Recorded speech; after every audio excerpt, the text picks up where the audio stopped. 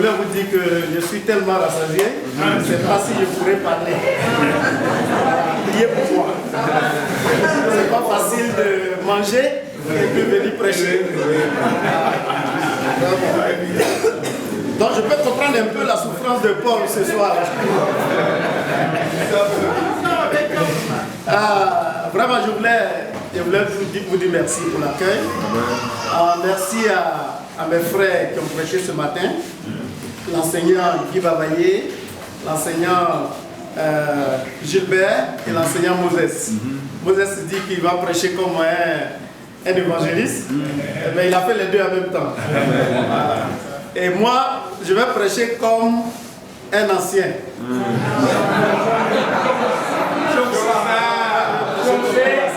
Vas-y mon frère. On va baisser la tête. Seigneur notre Dieu, c'est encore une joie pour nous de nous retrouver. Merci pour ta bonté. Merci pour le privilège que nous avons. Le fait de t'appartenir, c'est vraiment un privilège. Et nous sommes contents d'être dans ta maison. Ta maison est extraordinaire. Père, se retrouver dans le royaume, ce n'est que la grâce. Père, nous sommes reconnaissants d'être là ce soir. Nous prions que tu nous parles encore. Surtout, efface-moi et parle à tes enfants. Donne-nous de pouvoir comprendre que tu ne nous laisses jamais seuls. Tu as toujours été là et tu nous as promis que tu seras toujours avec nous. Nous sommes fiers de toi, au nom de Jésus. Amen. Alors, frères et sœurs, nous avons vécu une série d'épreuves au niveau d'Abidjan. Depuis quelques années, nous avons perdu des frères, des collègues. Dernièrement, on a perdu encore un évangéliste, l'évangéliste Yves Aké. Et donc, nous sommes passés par beaucoup d'épreuves, des situations difficiles. Non seulement des frères et sœurs sont partis, mais on a nos parents aussi qu'on a perdus. Et donc, c'est des moments très très difficiles. Mais notre fixation, c'était Jésus. Et cela nous a aidé à pouvoir avoir même la force de venir jusqu'ici. Donc, je voulais vraiment encourager chacun de nous. Et je sais qu'ici aussi, il y a des gens que vous avez perdus. Il y a pour tous. Et je profite de l'occasion pour vous dire merci pour votre soutien. Et je sais que Moses était là. Vous avez délégué Moses qui est venu nous encourager. Vous nous avez soutenus financièrement, spirituellement. En tout cas, vous étiez là. Donc, que Dieu vous bénisse. Voilà. Alors ce soir, mon thème c'est épanoui malgré les difficultés. Et puis vous avez mis en parenthèse cas de Paul en Colossiens. Alors je vais essayer de nous encourager avec ce message. Amen.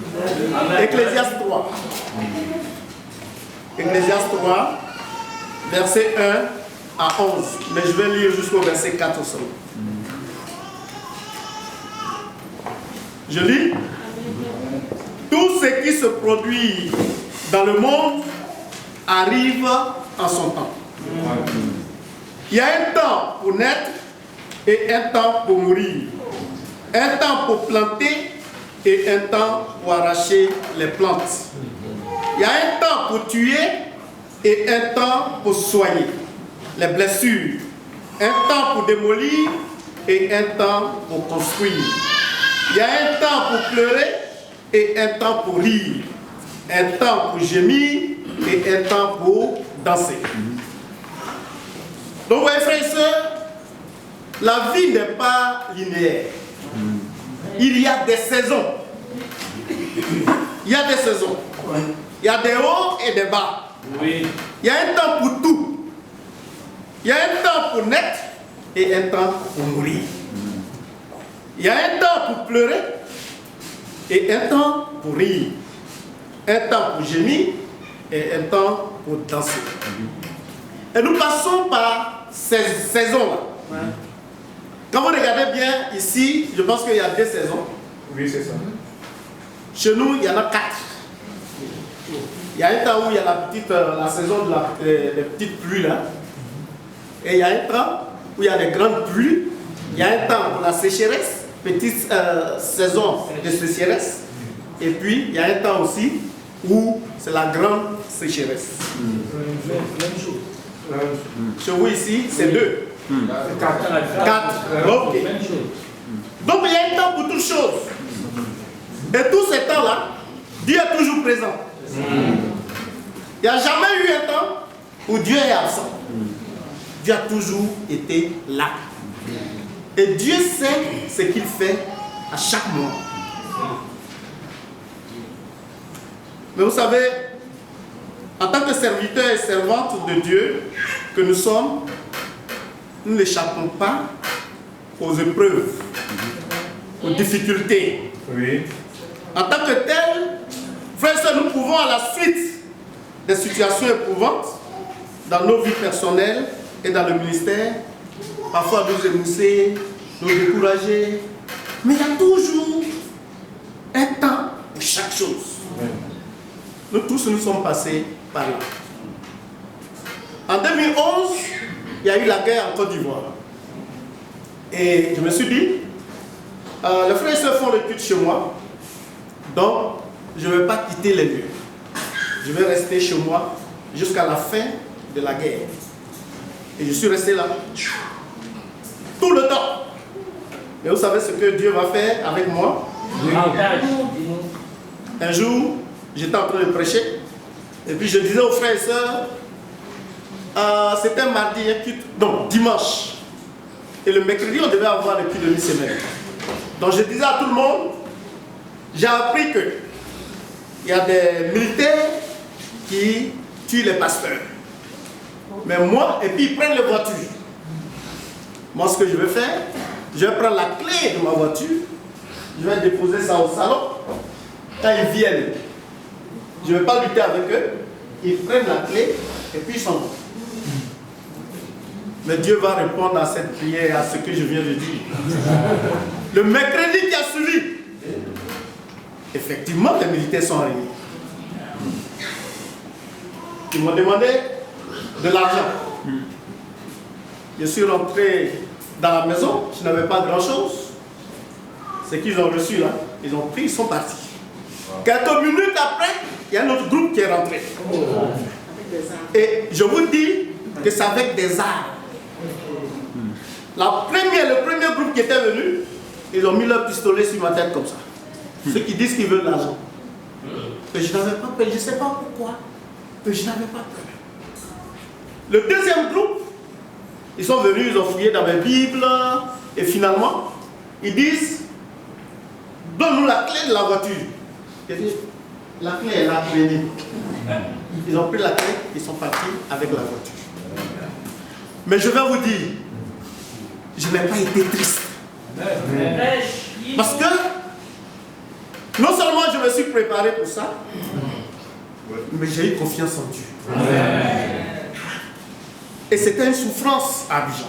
Il y a des gens qui ont été tués, il y a des gens qui ont perdu leurs parents proches. C'était vraiment difficile. Je ne sais pas quelle souffrance il y a eu, mais je sais que tu es passé aussi par des souffrances. Mais Dieu n'est pas resté indifférent. Dieu a travaillé dans ta vie. Et c'est pour cela que tu es assis ici ce soir. Défie-nous, mon frère. Et quand les épreuves arrivent, ce n'est pas pour nous cajoler. Pas du tout. Ma foi, c'est pour tuer. C'est pour voler. Voler notre joie. Si nous ne pouvons nullement échapper aux épreuves et difficultés qui sont le lot de tous les hommes, comment être épanoui malgré les difficultés? Mon premier point, c'est pour comprendre que la vie est faite des saisons. La vie est faite de saisons. Nous avons vu plus haut qu'il y a un temps pour tout. Ce sont les différentes saisons de nos vies. Aucune saison n'est mauvaise. Il y a des gens qui disent, moi quand il pleut, c'est là que je dors bien, c'est là que je suis content. Quand il y a le soleil, je ne suis pas satisfait. C'est vrai. Il y a des gens qui disent, Quand il fait froid, moi, je supporte le froid. D'autres disent, je ne supporte pas le froid. Et chaque saison a ses conséquences et ses avantages. Mais le défi pour nous ici est de tirer les leçons, les bonnes leçons de Dieu afin d'en faire un sujet d'épanouissement. Quand ces choses arrivent, quelles sont les leçons que nous tirons? Parce que tout dépend de comment tu vois la situation toi-même. Comment tu vis la situation. Tu peux te dire, mais ça c'est les malédictions. Si tu vois que c'est une bénédiction, quelque chose va se passer dans ta vie, tu sors de là, grandi, fort dans la foi. L'apôtre Paul nous donne des pistes de solutions dans l'épître aux Colossiens, qui est l'une de ses lettres de la captivité. Mais vous savez, je vais vous dire quelque chose. Paul lui-même a souffert avant même de devenir chrétien. Je vais vous dire pourquoi je dis qu'il a souffert. C'est vrai qu'il persécutait l'église et tout ça, mais pour qu'il soit converti, Jésus a dû faire quelque chose. N'est-ce pas qu'il était devenu aveugle? Oui. Pendant 3 jours, il n'a pas mangé, il n'a pas bu. Donc quelque part, on peut dire qu'il a souffert depuis le commencement même. Il a souffert. Je pense que Jésus l'a forcé à devenir chrétien.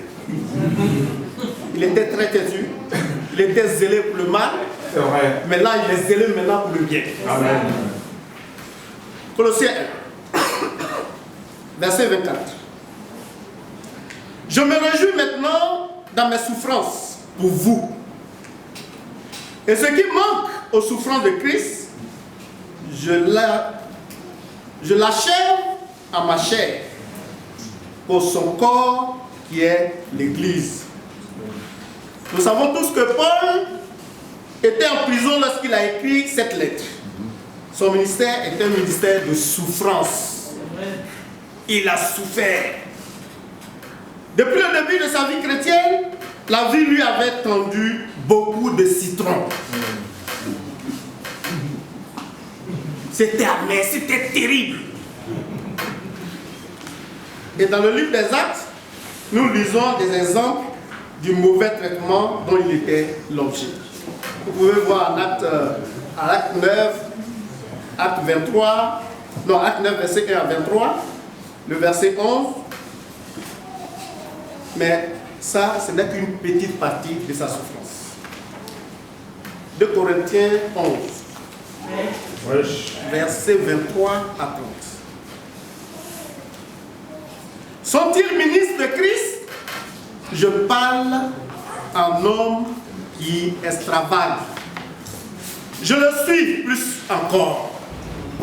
Par les travaux, bien plus. Par les coups, bien plus. Par les emprisonnements, bien plus. Souvent en danger de mort. 5 fois j'ai reçu des Juifs 40 coups moins 1. 3 fois j'ai été battu de verge. 1 fois j'ai été lapidé. 3 fois j'ai fait naufrage. J'ai passé un jour et une nuit dans l'abîme. Fréquemment en voyage, j'ai été en péril sur les fleuves. En péril de la part des brigands, en péril de la part de ceux de ma nation. En péril de la part des païens, en péril dans les villes, en péril dans les déserts, en péril sur la mer, en péril parmi les faux frères. J'ai été dans le travail et dans la peine, exposé à de nombreuses veilles, à la faim et à la soif, et à des jeûnes multipliés, au froid et à la nudité. Et sans parler d'autre chose, je suis assiégé chaque jour par les soucis que me donnent toutes les églises. Qui est faible? Que je ne sois faible. Qui vient à tomber? Que je ne brûle. S'il faut se glorifier, c'est de ma faiblesse que je dois me glorifier. Frère, quand nous lisons ces différents versets, nous pouvons comprendre que Paul a souffert. C'est vrai. Moi, ce qui me touche ici, c'est le fait que ses propres frères en Christ, il dit les faux frères, donc je peux dire entre guillemets, ce n'est pas même des chrétiens. Il a souffert parmi ses frères. Il a été frappé plusieurs fois. Frère, c'est ce que nous sommes en train de lire ici. Je ne pense pas que quelqu'un parmi nous ici a vécu tout ça. C'est vrai, prêche. Moi, c'était juste un peu. Je me souviens bien qu'un jour, je suis allé prêcher au plateau et les gens voulaient me frapper. J'ai été menacé. Mais ce que je vais vous dire, j'étais content. Je vous avais dit, mais c'est passé, c'est à cause de ça, tu es content. J'étais content parce que je me dis que j'ai fait ce qui était juste à faire. Je me demande si un jour tu vas prêcher et puis on te frappe, vas-tu continuer de prêcher la parole?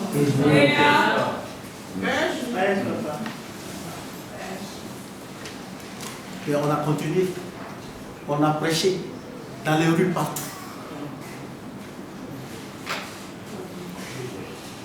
Paul et Silas, ils se retrouvaient en prison. Pourquoi? Simplement parce qu'ils ont prêché l'évangile dans les synagogues. Paul a souffert. Et au milieu de la nuit, qu'est-ce qu'il a fait? Quelqu'un qui est en prison, même quand on lit ses lettres, quelqu'un qui est en prison, qui encourage ceux qui sont dehors. Soyez joyeux. Je vous encourage. Mais c'est lui qui est en prison. Il va chanter. Il va adorer Dieu. Il remercie Dieu pour le fait qu'il est en prison même.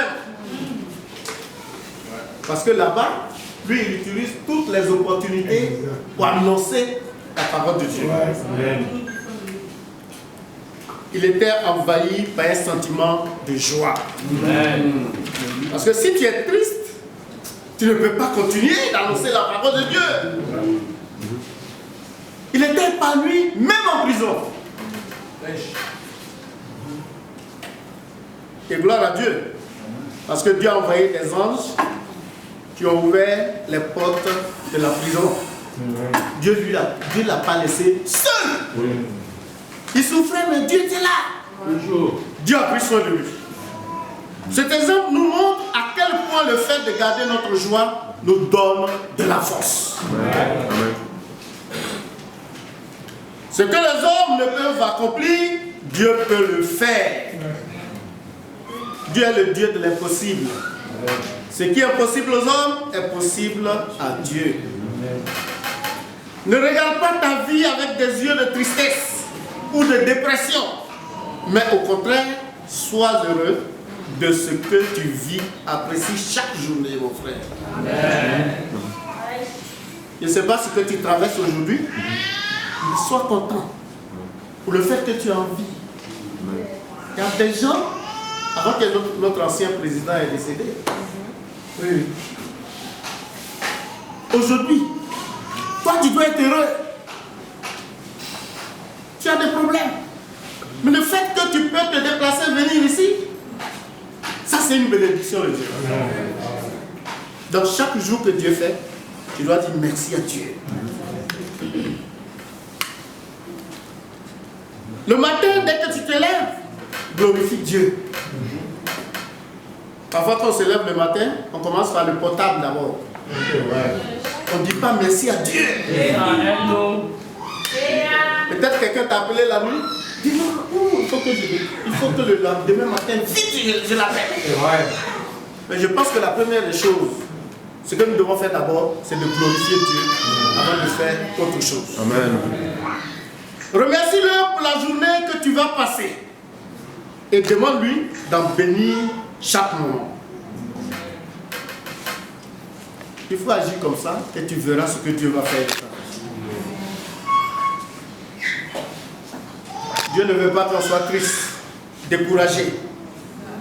Ayons un comportement qui honore Dieu. Il n'aime pas que nous nous apitoyions sur notre situation, même lorsqu'elle est difficile. Parce qu'il est puissant, il est fort, il peut tout faire, il peut tout régler. Il veut au contraire qu'en toutes circonstances, nous demeurions joyeux. C'est cette joie qui nous donne la force d'affronter les épreuves et de triompher. Paul a souffert. Sa dernière humiliation, un emprisonnement injuste, l'a mis dans les chaînes pendant 2 années à César. Il a souffert jusqu'à ce qu'il fasse appel à César et qu'il soit envoyé à Rome. Mais après avoir souhaité ardemment prêcher à Rome, Paul fut obligé d'y aller en prison. Donc, vous voyez, servir Dieu à plein temps est un sacerdoce. On n'a pas le choix. On a dit qu'on va servir le Seigneur. Dieu n'a jamais dit, Jésus n'a pas dit qu'on ne va pas souffrir.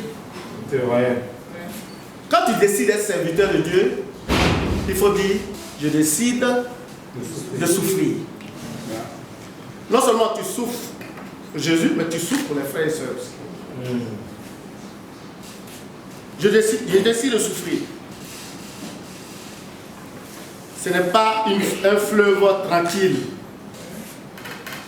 le ministère que nous avons. Ce n'est pas l'endroit rêvé pour se remplir les poches. Ce n'est pas l'endroit où tu vas t'assurer que ta retraite sera paisible et confortable. Dieu n'a pas promis que nous roulerons dans les grosses voitures, que nous allons habiter dans des maisons lambrissées, que nous allons voyager dans jet privé. Non, il n'a pas dit ça. Mais il n'a pas dit qu'on ne va pas manger. Il nous donne ce qu'il nous faut manger. Dieu me prend soin de nous. Paul a souffert parce qu'il a fait ce qu'il fallait. Il était l'exemple parfait du chrétien souffrant. Il a souffert parce qu'il faisait ce qu'il fallait faire. Donc il a répondu la parole de Dieu partout, même dans sa souffrance. C'est pourquoi il a utilisé l'expression « souffrir pour vous ». Il a également dit « je comble ce qui manque aux souffrances du Christ dans ma chair pour son corps qui est l'Église ». Ce n'est pas que Paul aimait la souffrance. Il n'était pas masochiste. Paul n'était pas quelqu'un qui trouve du plaisir à souffrir, à être maltraité. Mais il savait que sa souffrance avait un but, combler ce qui manquait à l'Église. C'est pour ça qu'il était joyeux, même dans la souffrance. Il souffrait parce qu'il travaillait à l'édification de l'Église. Donc si nous sommes en train de travailler à l'édification de l'Église, sachez que nous aussi, on va souffrir. Parce qu'on va croiser toujours des antichrists, des gens qui ne veulent pas la parole de Dieu. Les gens vont être persécutés. On a vu tout à l'heure que notre enseignant Guy Babaye nous a montré par rapport à Turquie, les églises de l'Asie mineure et tout ça. Maintenant, c'est les musulmans. Oui. Vous ne pensez pas que les gens, ces chrétiens-là, ont souffert pendant ce temps? C'est ça. 2 Timothée 2. Souviens-toi de Jésus-Christ. 2 Timothée 2, verset 8 à 9. Issu de la postérité de David, ressuscité des morts selon mon évangile, pour lequel je souffre jusqu'à être lié comme un malfaiteur. Mais la parole de Dieu n'est pas liée. Ouais. Paul est lié, mais la parole n'est pas liée. Il est lié, mais il continue de parler de Dieu. Est-ce que la parole est liée chez nous? Qui peut lier la parole? Est-ce que vous savez que pendant la situation de Covid, on a baptisé beaucoup de personnes? Même la maladie Covid, où chacun devait rester chez lui. C'est là que Dieu nous a apporté beaucoup de baptêmes. Comment on peut comprendre ça?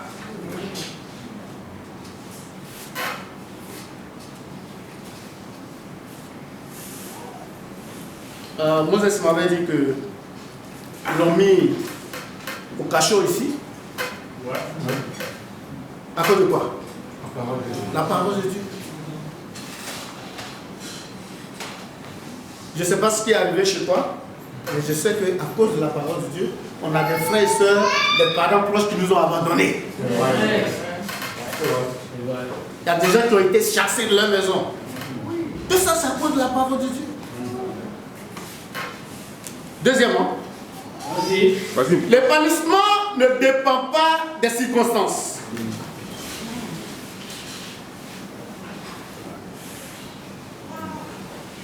Colossiens 1,24 dit « Je me réjouis maintenant dans mes souffrances pour vous ».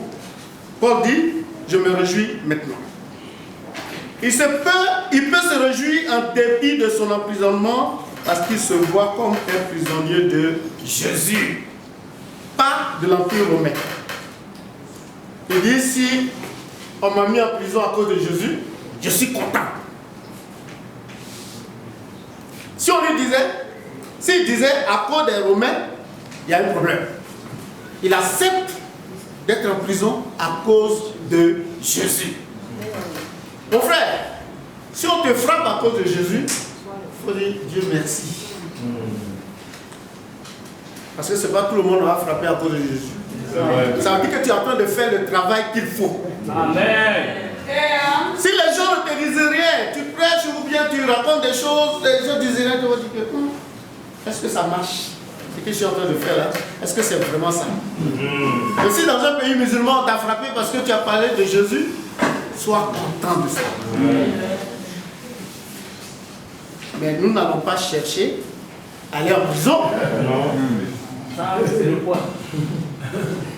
Mais Dieu peut t'aider à aller en prison pour t'enseigner quelque chose.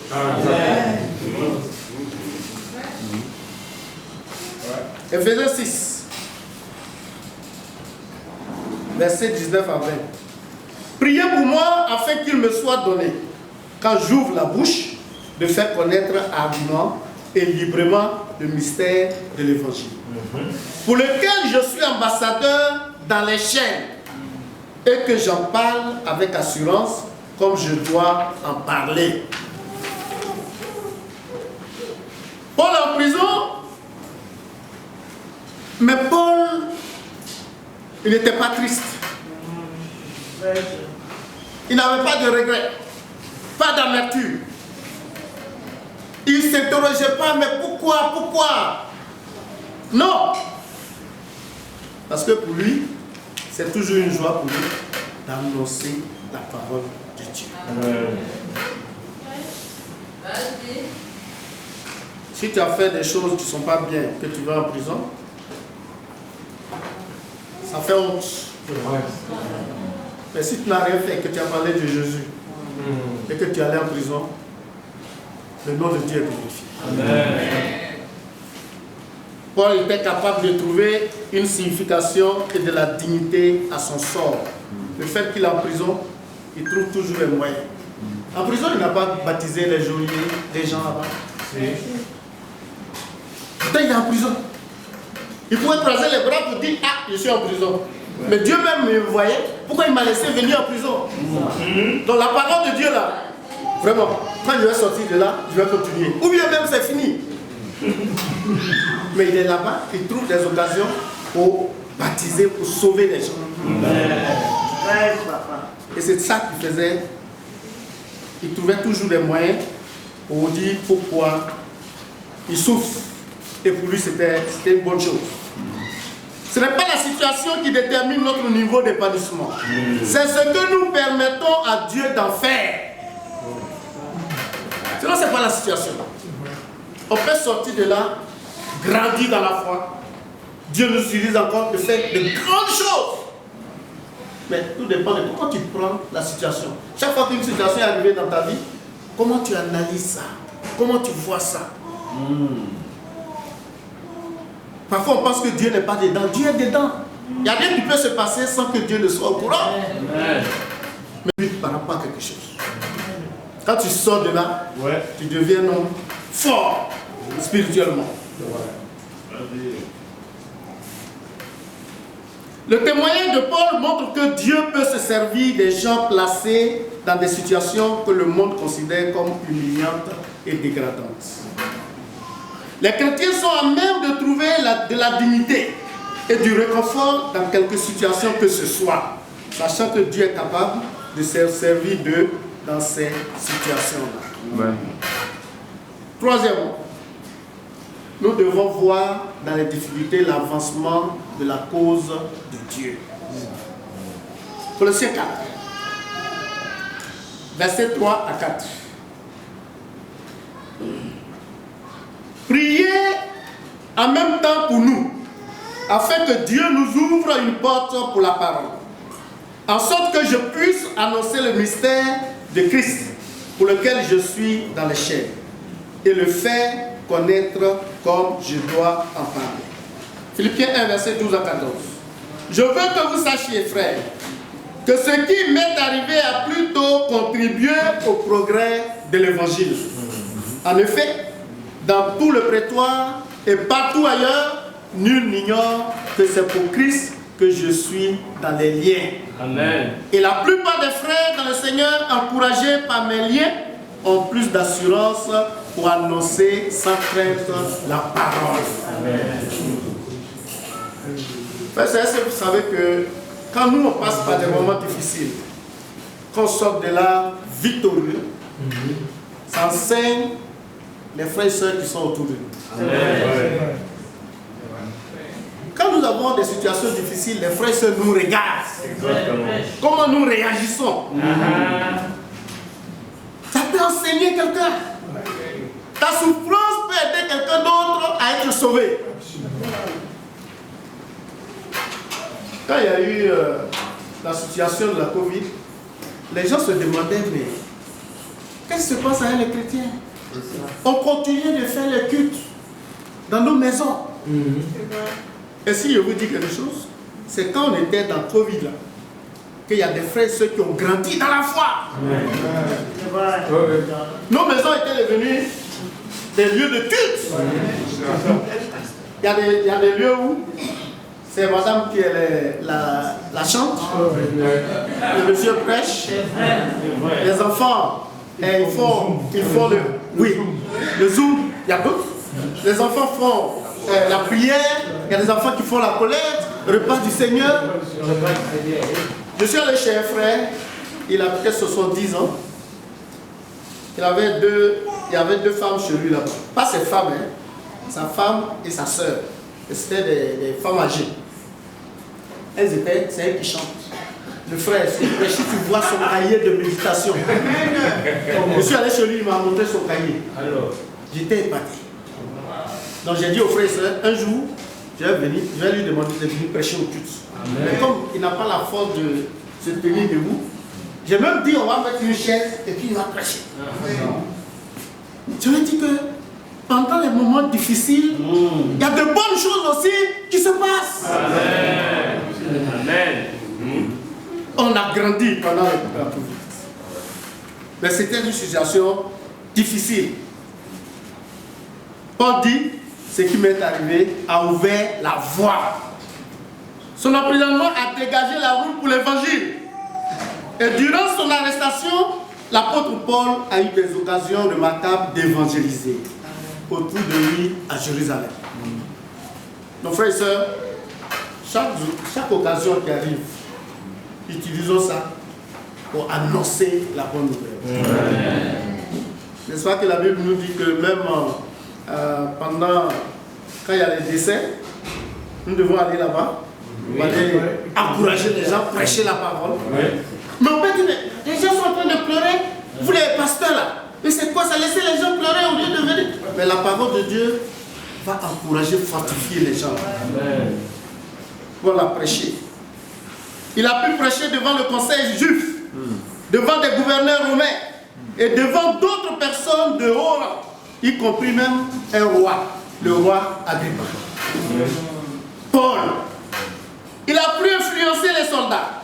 Lorsque nous fûmes arrivés à Rome, on permit à Paul de demeurer en son particulier avec un soldat qui le gardait. Acte 28. Pendant ces journées, il profitait d'un auditoire de prisonniers. Il dictait des lettres comme celle aux Philippiens. Il parlait avec des amis tels que Timothée et Épaphrodite. Il enseignait ceux qui venaient le voir. il priait et louait Dieu. Il parlait à ses geôliers et répondit à leurs questions. Car il est impensable que Paul ait pu négliger ses opportunités de proclamer la foi. Comment réagissons-nous pendant les moments difficiles? 2 Timothée 4, verset 2.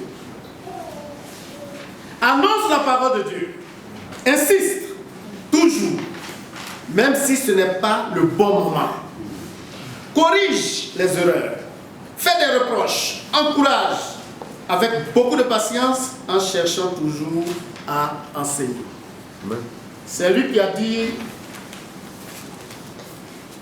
en Romains 8, verset 28, nous savons du reste que toutes les choses concourent au bien de ceux qui aiment Dieu, de ceux qui sont appelés selon son dessein. Amen. Amen. Voilà quelqu'un qui souffre comme ça. Mais nous attendons ce qu'il dit. Il dit toutes choses concourent au bien de ceux qui aiment Dieu. Quand on entend cette parole, comment on se sent? Parfois on peut dire, mais lui il n'a rien compris. Est-ce qu'il connaît ma situation même? Papa. Est-ce qu'il ne sait pas que moi, je ne suis pas payé comme il faut? Est-ce qu'il sait comment je souffre? Là où on est là, c'est difficile et je sais ça. Ici par exemple, il faut des avions pour aller dans les villes. C'est des moments difficiles. Mais frère, est-ce que vous pensez que Dieu ne sait pas ça? Est-ce que vous pensez que ceux qui sont là-bas doivent pas être sauvés aussi? Mais Dieu va trouver tous les moyens pour qu'il y ait des gens là-bas. Parce qu'il y a des gens sur place qui peuvent annoncer la parole de Dieu. Même si tu ne peux pas aller. Dieu est extraordinaire. Amen. La parole doit être continuée, doit être prêchée. Et pour finir, 4. Nous devons avoir des cœurs pleins de reconnaissance. Amen. Même quand nous sommes en train de souffrir. Nous remercions toujours Dieu, c'est Paul qui parle. Le Père de notre Seigneur Jésus-Christ, quand nous prions pour vous. Colossiens 1, verset 12. Colossiens 1, 3. C'est ce que je viens de lire. Colossiens 1, verset 12. Il dit remerciez avec joie Dieu le Père. Il vous a rendu capable d'avoir part au bien qu'il réserve dans le royaume de lumière à ceux qui lui appartiennent. C'est pour ça que même dans la souffrance, on doit remercier Dieu. Amen. Colossiens 2, verset 7. Tant enraciné et fondé en lui et affermi par la foi, d'après les instructions qui vous ont été données et abondé en action de grâce. Colossiens 3, verset 15 à 17. Et que la paix de Christ, à laquelle vous avez été appelés pour former un seul corps, règne dans vos cœurs. Et soyez reconnaissants. Que la parole de Christ habite parmi vous abondamment. Instruisez-vous, exhortez-vous les uns les autres en toute sagesse, par des psaumes, par des hymnes, par des cantiques spirituels, chantant à Dieu dans vos cœurs sous l'inspiration de la grâce. Et quoi que vous fassiez, en parole ou en œuvre, faites tout au nom du Seigneur Jésus. Amen. En rendant par lui des actions de grâce à Dieu le Père. Alors, comme nous pouvons le voir à travers ces passages, la reconnaissance est un thème constant dans Colossiens. Paul a rappelé ça. Nous devons être reconnaissants. Et nous savons que la reconnaissance est la réponse naturelle des chrétiens à tout ce que Dieu a fait. Un chrétien qui n'est pas reconnaissant, qui ne dit pas merci à Dieu, il y a un point d'interrogation. C'est ça. Est-ce que tu vois ce que Dieu fait pour toi? Peut-être que tu n'as pas l'argent, mais tu vois que tes enfants sont en bonne santé. Tant mieux qu'en bonne santé. Comme tu n'as pas l'argent pour aller à l'hôpital, Dieu te permet, Dieu prend soin de tes enfants, personne ne tombe malade. Mais pourtant tu n'as pas l'argent. Dieu fait beaucoup pour toi. Dieu prend soin de ta santé. C'est une grâce. Tu as beaucoup de frères et sœurs. Il y a des gens, ils sont seuls. C'est difficile. Mais Dieu nous a bénis avec beaucoup de frères et sœurs ici. Quand on a un problème, on n'est pas seul. On a beaucoup de frères et sœurs. On a les prières les uns les autres. On se soutient. Ce n'est pas question de papa, maman. Vous voyez ici, on parle de confession entre nous. Est-ce que tu peux aller confesser à tes parents à la maison? Non. Mais demain, tu vas voir ça à la télévision. Ça va être difficile. Est-ce que vous savez qu'il y a des gens, même père, même mère, ils prennent une machette, ils se découpent? Oui. Dieu nous a bénis. Soyons reconnaissants, frères et sœurs. Même le fait d'être dirigeant là, c'est un privilège. On nous dit, assois-toi un peu, après tu vas venir. Oh. Donc vous voyez que c'est un privilège. Quand on est dirigeant, on souffre trop. On souffre. Le jour on te dit, assois-toi un peu. Ils ont pris ma chose. Ils vont donner à frères et sœurs, soyons reconnaissants. C'est un privilège. Comme nous pouvons le voir à travers ces passages, frères et sœurs, nous devons être reconnaissants.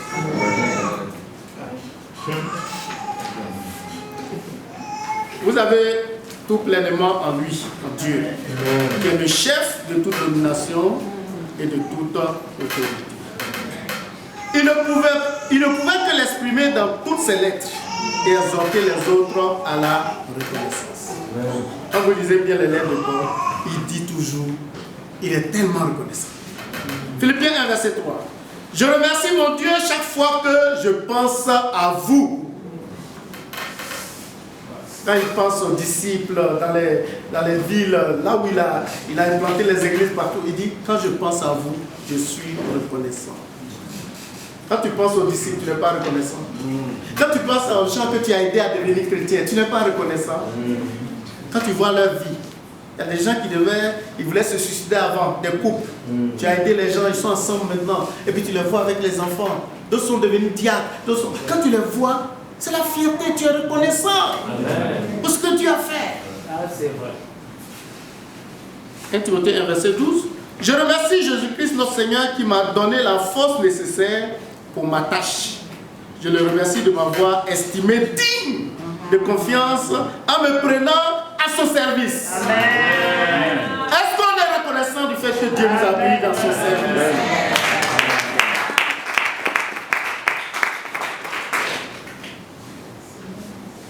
2 Timothée 1, 3. Je remercie Dieu que je sers avec une conscience pure, comme mes ancêtres l'ont fait. Je le remercie lorsque, sans cesse, jour et nuit, je pense à toi dans mes prières. Philémon 4. Toutes les fois que je prie, je pense à toi, Philémon. Je te remercie. Je remercie mon Dieu.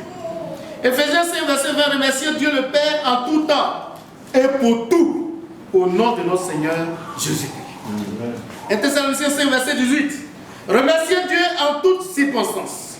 En toutes circonstances. Voilà ce que Dieu demande de vous dans votre vie avec Jésus-Christ. Les difficultés, les épreuves, les souffrances, il dit remerciez Dieu. L'ingratitude caractérise ceux qui pensent qu'ils n'ont pas reçu grand-chose de Dieu. Parce qu'on pense que Dieu nous doit beaucoup, qu'on n'a pas reçu beaucoup. Mais ce que je suis en train de dire, je pense qu'on a reçu beaucoup. On a reçu tout. Tu n'as pas reçu beaucoup. Dieu t'a béni avec une femme extraordinaire. Ça, ce n'est pas une bénédiction. Dieu t'a béni avec un mari fidèle. Ce n'est pas une bénédiction.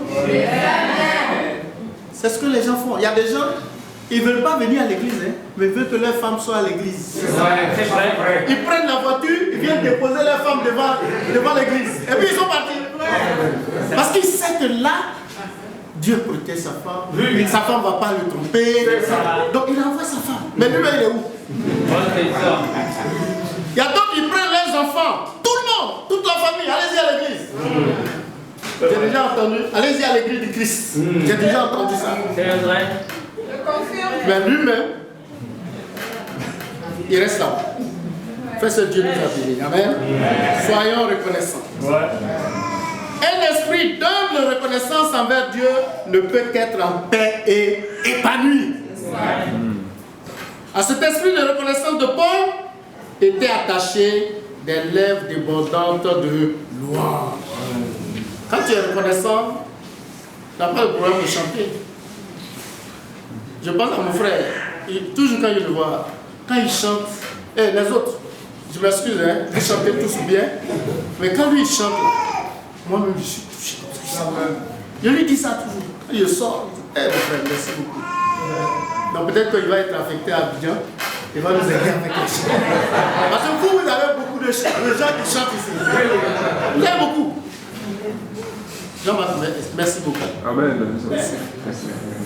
Et puis surtout les anciens morceaux, les cantiques, ça me touche.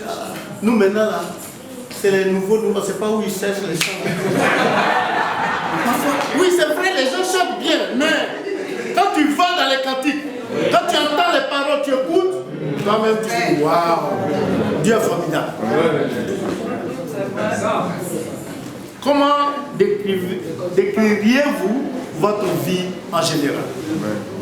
Êtes-vous plaintif ou reconnaissant? Est-ce qu'on se plaint ou bien on est reconnaissant pour ce que nous avons? Un tel qui manque de reconnaissance implique qu'il est devenu froid à ce que Dieu fait. Il n'est pas capable de voir la main de Dieu dans les difficultés. Il n'existe aucune de ces lettres où l'apôtre Paul n'ait remercié Dieu pour quelque chose. Il avait toujours de quoi à dire.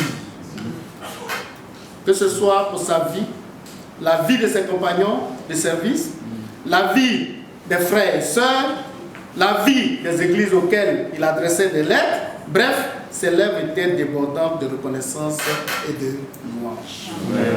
La Bible dit, un cœur joyeux est un bon remède. Mais un esprit abattu dessèche les eaux. Proverbe 17, verset 22. Par-dessus tout, voici d'où lui venait la capacité d'être épanoui dans les difficultés. Son intimité avec Dieu traduite par son fort attachement à la parole de Dieu. Colossiens 3, 16, 17, que la parole de Dieu habite en vous avec toute sa richesse. Amen. Amen. Paul en Colossiens 3, verset 16, appelle les croyants à laisser la parole élire domicile et s'installer dans leur vie. La vérité de Dieu devrait imprégner tous les aspects de la vie des disciples et gouverner chacune de leurs pensées et actions. La parole de Dieu demeure en nous quand nous la lisons, l'étudions, la méditons, bref, quand nous la serrons dans nos cœurs.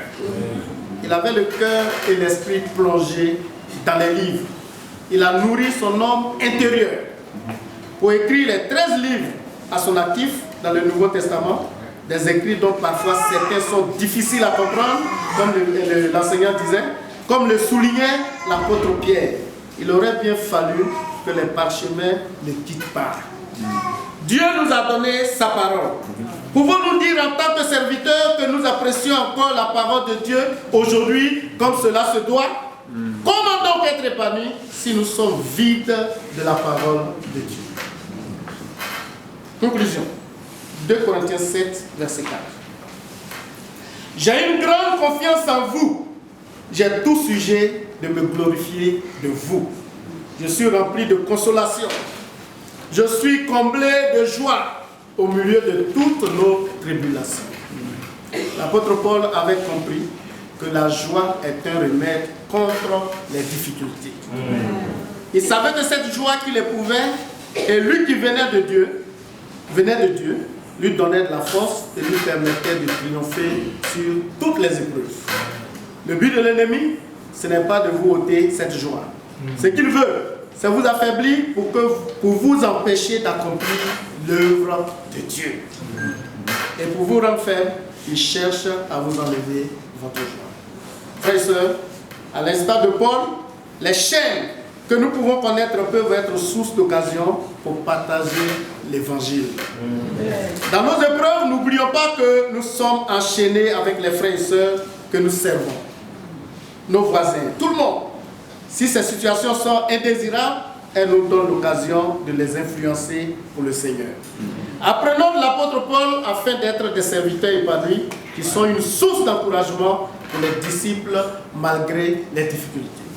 1 Thessaloniciens 5, verset 16, soyez toujours joyeux. Que Dieu vous bénisse. Amen.